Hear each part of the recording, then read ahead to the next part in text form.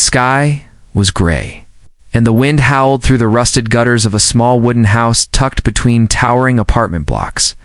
Inside lived the Miller family, a widowed mother, Claire, and her 2 children, Ellie, 8, and Jack, 14. Times were hard. Claire had lost her job months ago, and despite working to part-time gigs, the rent piled up, unpaid. The property they lived in had recently been bought by a real estate mogul, Vincent Harlan, self-made millionaire known for turning slums into luxury condos. To Vincent, properties were numbers, and people were statistics. He wasn't heartless, just ... disconnected ... That morning, he decided to visit the site personally. He had made up his mind he would give the tenants a final notice and be done.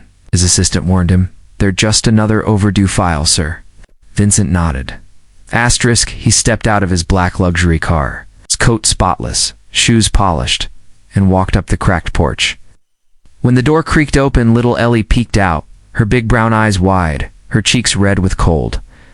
Vincent introduced himself. Claire came forward quickly, embarrassed, apologizing, pleading. He listened politely, but unmoved, preparing to hand over the final notice. Then he felt a tug at his coat. He looked down. Ellie reached up and whispered, "Please don't make us leave. This is where I still hear Daddy say goodnight." Vincent froze. The echo of a whisper, that one sentence, shattered something in him. He stood silent on the porch, a folded eviction letter trembling in his hand. He looked into Claire's tired eyes, then at Ellie's hopeful little face, and suddenly, his voice caught. Without saying a word, he turned around and walked back to his car. He didn't sleep well that night. That whisper kept echoing in his mind. He remembered losing his own father when he was young, the long nights his mother cried, the small apartment they barely kept. He remembered vowing to never be poor again, and how in chasing that goal, he'd become cold. The next morning, Vincent came back not with papers, but with groceries, toys, and a quiet promise.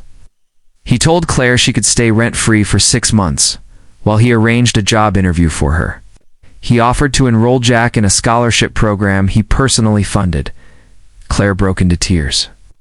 Ellie hugged him, whispering, "Thank you, mister." Weeks passed. Claire found work. Jack began excelling in school, and Vincent kept visiting. Not as a landlord, but as a friend. He helped fix the porch, brought dinner on holidays, and learned how to laugh again with people who had nothing to offer but kindness. He didn't remodel the house. Instead, he quietly wrote it over in Claire's name,